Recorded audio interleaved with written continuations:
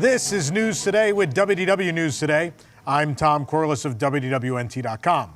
Please like this video, subscribe, and hit the notifications bell to make sure you never miss the latest from the Disney theme parks all around the world. Here now the news for January 24th, 2024.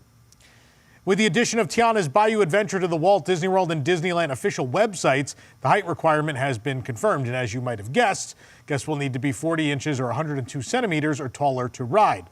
This is, of course, the same height requirement as the former Splash Mountain, which Tiana's Bayou Adventure is replacing. That would, in fact, confirm that there's no changes to the ride track and also no changes to the boats, right? There's no changes to the logs either. As well, we got a lot of Tiana news today. The first official Tiana's Bayou Adventure pin has been released at Walt Disney World ahead of the attraction's opening later this year. The pin is $17.99. We found it, the limited release pin, at the Frontier Trading Post at Magic Kingdom. The pin itself is enamel and features Tiana's crown atop a magenta pillow with golden tassels. It comes attached to a large backer card featuring the concept art for the upcoming attraction by Brittany L. Smith, a senior production designer of specialty design for Walt Disney Imagineering. The art includes an illustration of the tiara, Tiana's palace, her necklace, and a larger piece showing Tiana as a toddler with a paper crown and the reflection of her as an adult donning the real thing. There's a biography for Smith on the back of the card. It also notes that the pin is celebrating Black History Month, which begins on February 1st. As well, there's a new Walt Disney World Park Icons popcorn bucket that features iconic attractions and characters. The bucket is $13. It features a wraparound art piece. From left to right, the mural-style art starts with EPCOT, represented by Spaceship Earth, and the Journey of Water, inspired by Moana. The large entrance rockwork, the giant Tafiti, and Moana herself are pictured. Disney's Hollywood Studios gets a small section at the top with the Hollywood Tower Hotel on the left and alien swirling saucers on the right.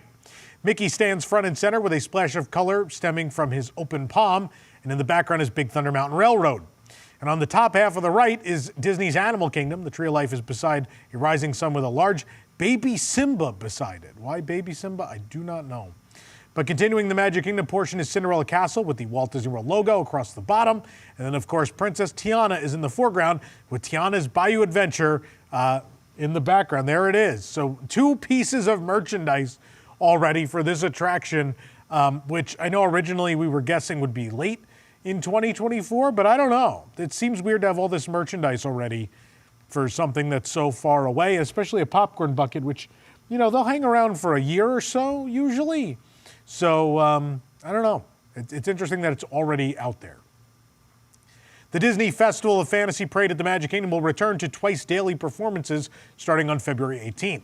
The parade will be performed at noon and 3 p.m. according to the Walt Disney World online calendar. The parade was cut down to 1 performance per day starting on January 16th, while the Disney Adventure Friends Cavalcade moved from 5:10 performances to 10:30 and 11:45 a.m. The Disney Adventure Friends Cavalcade will once again be performed at 5:10 p.m. beginning on February 18th. The Pinocchio Village Haus restrooms in Fantasyland at the Magic Kingdom are now finally closed for refurbishment. A months-long update to the restroom was originally scheduled for early 2023, but it never happened. The restrooms are located in a corner between the restaurant and the castle wall, and construction walls now block the double archway entrance to the bathrooms. The walls go through the right-hand archway, leaving a gap to walk through, but a pair of stanchions with a rope blocks the opening. This is because cast members do come out of here anyway. The water fountains are also closed for refurbishment, but don't worry, there is a water fountain inside the restaurant with a built-in bottle filler. Assuming the previously scheduled refurb will come to fruition, the women's restroom will be expanded from 16 to 25 stalls, and the men's restroom will go from 4 stalls to 9. There will also be more sinks and more accessible stalls. The restrooms will also be themed with wood-style trusses and arches that match the interior of the Village Haus restaurant, and plastic folding baby change stations will be replaced with permanent counters. A map of Fantasyland is mounted on the construction walls, pointing guests to the nearest restrooms near Gaston's Tavern or It's a Small World. And inside Pinocchio Village Haus, the door exiting into the small restroom courtyard is blocked by a rope and a stanchion as well. If that wasn't enough bathroom news for you, we got more. New signage, including a Waterloo crest, was installed on Wednesday morning above the United Kingdom Pavilion restrooms at EPCOT. We saw 2 crew members installing the signs. The restrooms have been closed since June of last year, with the nearby World Showplace restrooms open for the time being. Construction walls came down from outside the restrooms earlier this month, but planters continue to block access. These were one of the last original EPCOT Center restrooms that still looked as they did back in 1982, but we suspect, given that it's been closed since June, these will be completely remodeled. Then they've been doing this. We see the Morocco restrooms a couple years ago. There's been a series of them that have been remodeled. There's only a handful of those 82 style bathrooms left now, but one less when this opens. The men's and women's signs were covered with black tarps, as was a long sign between the restroom archways. But above the center sign is a new bronze Waterloo plaque. It features two lions facing each other across a WC shield above waves. Waterloo, of course, is a district in London. The name is used here as a bathroom-based pun, as WC stands for water closet, a term mostly used in England to refer to a room housing a toilet. Of course, the term loo is also one used for such facilities across the pond. So a number of puns happening here. And after the crew members left, the tarp slipped down from the women's restroom sign. We got to see the symbol, which has a lady with a large hat and an umbrella, which probably isn't Mary Poppins. The hat's too big to be Mary Poppins, but there you go. No note on when these are going to reopen. We assume very soon, since there's no construction walls and there's just planters. We'll have to wait and see when it happens. But don't worry, we here at WWNT will be there to bring you the interiors of these restrooms. Just wait. This program is brought to you by our official travel agent sponsor, Be Our Guest Vacations. Your dream vacation begins with Be Our Guests and their concierge team of expert vacation planners. Head on over to beourguestvacations.com/WDWNT, and their team will design your next magical vacation, from the Walt Disney World and the Disneyland Resorts to the Disney Cruise Line, Adventures by Disney, and more. They're also able to book unforgettable VIP tours where you and your group can experience the ultimate park day. The best part is their concierge services are 100% free, so book today. Also sponsoring today's show is Park Candy. I got a new one. This one's pretty cool. It's EPCOT inspired, but also I got away. I went into the real world with this on today because I felt like I could get away with it because it's Disney enough, but also doesn't exactly look like a Disney shirt. I love it. It's very bright and colorful, and you guys know how I feel about my bright and colorful shirts. If you want to shop with Park Candy, here's the link. It's www.nt.link/parkcandy. It's a great way to support us, as well as we get a cut of every purchase you make through that link. And also their stuff is super comfortable. And we will have some exciting stuff coming from Park Candy down the line, so stay tuned. But in the meantime, they have a wonderful selection to shop from right now. Use the code? Yeah. What's the code? Oh, also there's the code WDWNT for 15% off. I didn't even know.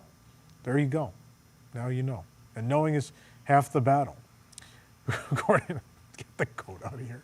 According to the Walt Disney World operating calendar, Walt Disney Presents at Disney's Hollywood Studios is set to close for refurbishment starting in mid-February of this year.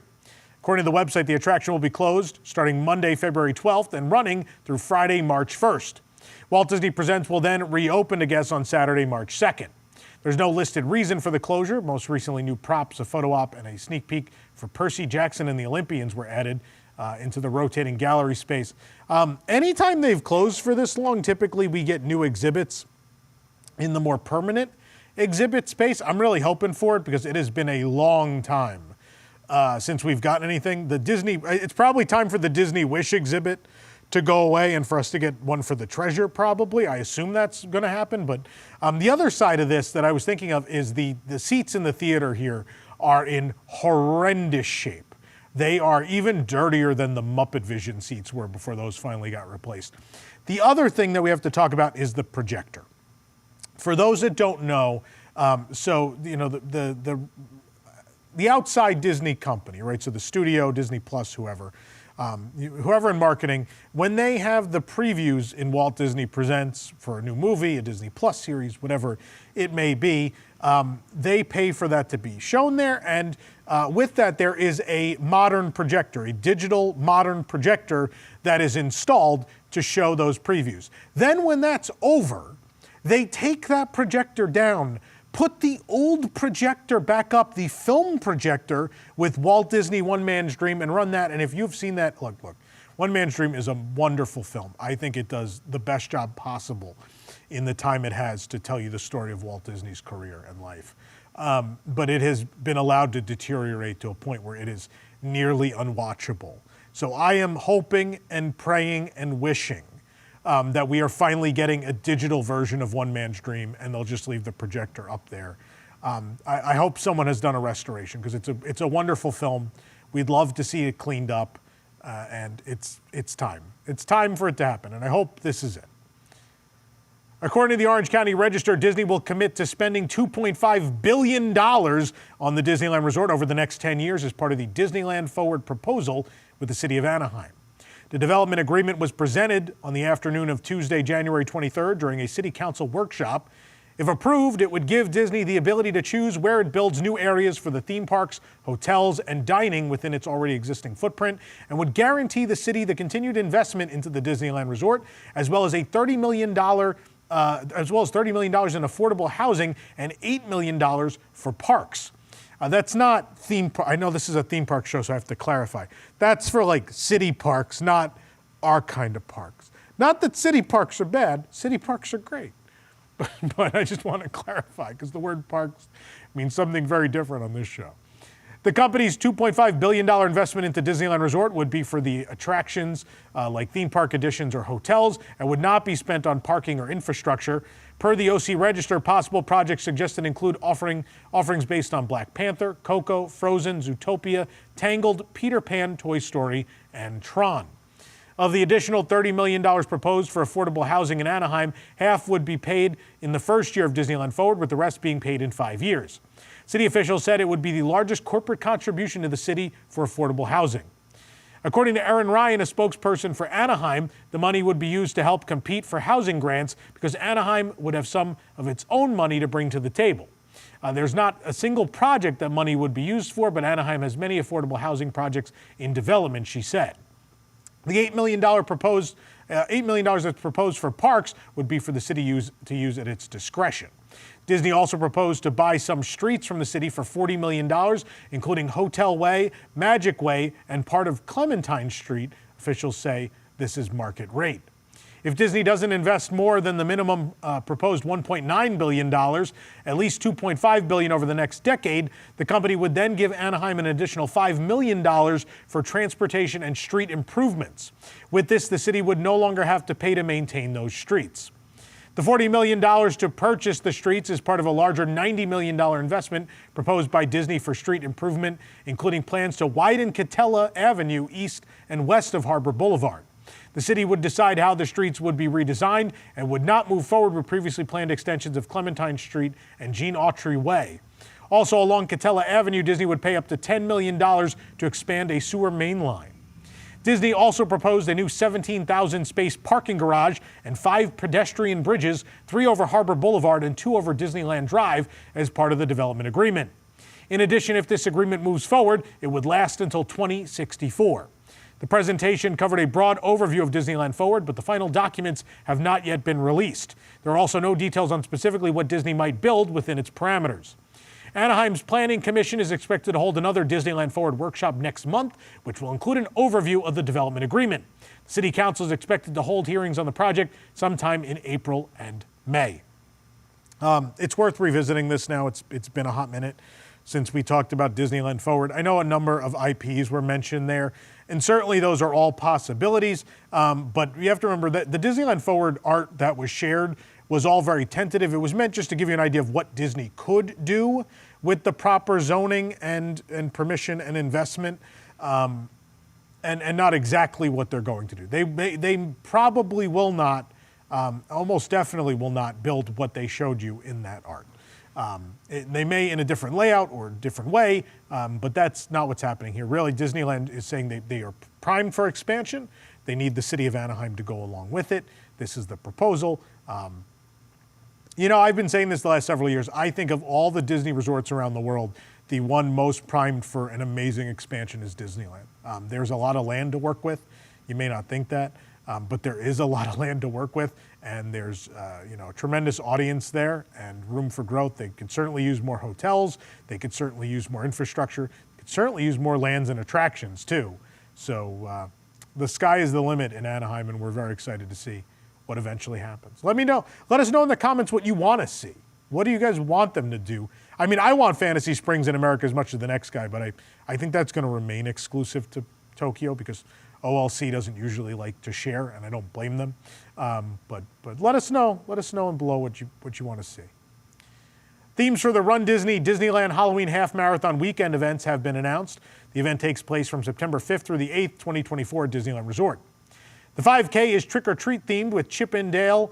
Chip is in a pirate costume, Dale in an astronaut costume. They're kind of in a 50s art style, which is really cool. The Haunted Mansion is going to be hosting the 10K, Beware of Hitchhiking Ghosts, on the Halloween 10K featuring the Haunted Mansion. And then the half marathon is Hocus Pocus themed with a Disney twist. It features Minnie as Winifred, Daisy as Sarah, and Clarabelle as Mary. But also, unlike just the meet and greets, Figaro appears here as Binks, which I adore. It's great. The half marathon will be held on Sunday, September 8th. The kids' races are themed to cars and will be divided by age groups 0 to 1, 1 to 3, 4 to 6, and 7 to 9. And I'm praying eventually they'll expand the age group to mine so I can get a Mater medal. Probably not. Early registration is not available, and general registration opens on February 13th at 7 a.m. Pacific. The kids' races have a registration fee of $40, and the races will occur on Saturday, September 7th. The Chills and Thrills Challenge is for racers who compete in the 10K and the half marathon. The registration fee will include both races, and participants will receive medals for both races, plus the challenge medal. And general registration for the Run Disney Disneyland Halloween Half Marathon weekend begins on February 13th at 7 a.m. Pacific. Club Run Disney Gold and Platinum members can start registering beginning on February 6th, 2024 at 7 a.m. Pacific time. I really want to do the 5K and the 10, but I'm not Club Run Disney, so I'm not holding my breath. But these are cool themes. I love the art. The art is great. Lunar New Year at Disney California Adventure has begun, and we, of course, were there to bring you all of it. We have a post on our website with all of the merchandise with prices. You could shop in advance. We will have a video right here on the channel reviewing all of this year's new food and drink options. There'll also be a post on our website. Right here on the channel right now, you can watch Mulan's Lunar New Year processional. You can watch the Hurry Home tag on World of Color. And as well, you could see us meet Mei-Lin and Ming Lee from Turning Red. Their first ever meet and greet as human characters in the world happened, and we were there. This is one of the oddest meet and greets I have ever seen in my entire life going to Disney parks. It is weird and wild and fantastic. But all of our Lunar New Year coverage is up at DisneylandNewsToday.com, and of course all the videos right here on our channel. The Disney Parks blog shared new updates on changes coming to the downtown Disney district at Disneyland Resort. New concept art for Parkside Market has been released, showing off what guests can expect from the collection of 4 eateries coming to the west end of the downtown Disney district. Once open, Parkside Market will include Soul Sister, a fast casual modern Korean eatery based on bibimbap. It's Korean rice bowls. Sip and Sonder, serving lattes, fresh treats, frozen drinks, and Caribbean-inspired dishes. There's Gigi's Chicken Shop, which is chicken sandwiches, salads, and classic dinner table sides. And as well as a second-story bar offering views of the district and signature craft cocktails paired with appetizers will be available. Earl of Sandwich will get a new 2-story location in the district with a quick-service shop on the ground level and a table service option upstairs. More details on that project will be shared in the future. A temporary Earl of Sandwich pop-up shop is opening in the meantime near the Star Wars Trading Post. As previously announced, the restaurant will be relocated from its current temporary location on the east end of the district near the Esplanade to make way for Porto's Bakery. New concept art for the upcoming Paseo and Centrico was also released.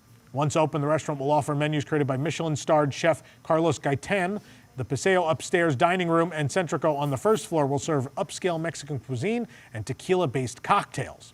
Meanwhile, next door at the newly announced Tiendita, they'll serve Chef Gaitan's Mexican fare on the go with quick-service street food options. Mickey and Minnie will debut new outfits this summer at Disney's Lookout Key at Lighthouse Point, a new Disney Cruise Line private destination. The outfits are designed by Bahamian fashion designer Theodore Elliott. They are inspired by the bright and colorful spirit of Junkanoo, the signature festival of the Bahamas. The beauty of Mickey and Minnie's looks are that they are literally Junkanoo fun in the sun, Elliott said. And when you talk about the print, pattern, color, and texture of Junkanoo, they've got that. Elliott will also design new looks for Donald, Daisy, Goofy, Pluto, Chip, and Dale. Disney Lookout Key at Lighthouse Point will open in June of 2024. TikTok user Georgia Taylor 2199 recently shared footage of a woman and 4 children disembarking from It's a Small World at Disneyland Paris during an unexpected stoppage of the ride, despite cast members asking that guests remain seated. The video begins showing a woman already in the water in the finale scene of the attraction, having taken off her shoes and depositing her belongings onto the section of the set to her right. The woman stands in the water, pants rolled up to her knees, and encourages the 4 children with her to step onto the side of the boat so she can lift them over the water to the other side. As she lifts the first 2 children, an overhead announcement can be heard in French and English, asking a guest please remain seated while the attraction is temporarily interrupted. Guests are required to remain in ride vehicles when attractions are stopped for any reason. That's for their safety. They should never leave the vehicle without a cast member present, as they are trained on safe and appropriate evacuation methods. And not only are there legitimate safety concerns, such as being barefoot in the middle of a water-based ride with electrical components and other unseen obstacles in the water, but an unauthorized evacuation could also lead to damage of the attraction and its scenery. A cast member then takes to the mic and speaks in French and English, telling guests to remain in the boat again. The woman responds, but it's difficult to understand what she is saying. But she continues her own evacuation and wades further down the boat to get the final 2 children out. And once all 4 children are removed from the boat, the woman gets back up onto the set, grabs her belongings and shoes, and leads the group barefoot around the finale scene of the attraction, seemingly towards an exit. But she wouldn't know. She doesn't work there, so Lord knows where she's going in the ride. At this point, the cast member on the overhead speaker can be heard speaking loudly to the group, and the 2 of the children run back onto the set, seemingly confused about where to go. It's here where the video ends. This has become such a common thing. You know, and I will say this. At Disneyland Paris, I think it's always been a common thing. You know, it's kind of the Wild West in that park. It is not uncommon to see people bathing in the fountain, and there are always children or even adults climbing everything. I've seen people try to watch fireworks from the roof of a popcorn cart. I've seen the wildest things. This is not even close to the wildest thing, but we're seeing this a lot in the U.S. parks too, and seemingly more than it used to happen. But also, you know, everyone has a phone now with a camera, so maybe we're just seeing more of it. For the absolute latest on these stories and all that didn't make it into today's show, be sure to check WDWNT.com and follow us on all your favorite social media platforms. You can support the entire team behind this show and others by joining the WDWNT Inner Globe Society at patreon.com/WDWNT. Get access to exclusive content, discounted show and event tickets, and more. Special shout out to all of our WIGS members watching who make this show possible every week. For the worldwide leader in Disney Parks news, this is Tom Corliss saying, enjoy the rest of your today and have a great, big, beautiful tomorrow. Welcome to Deep in the Plus. Each week, join host Rob Whiteside as he and a panel of Disney superfans take a different movie or TV show from the Disney Plus catalog. They'll tell you its history, details, and give their review, so you'll know if it's worth your time. Current shows, classic movies, and everything in between. Watch Deep in the Plus live Wednesday nights at 9 Eastern for new episodes, or catch Deep in the Plus anytime on YouTube on WDWNT TV.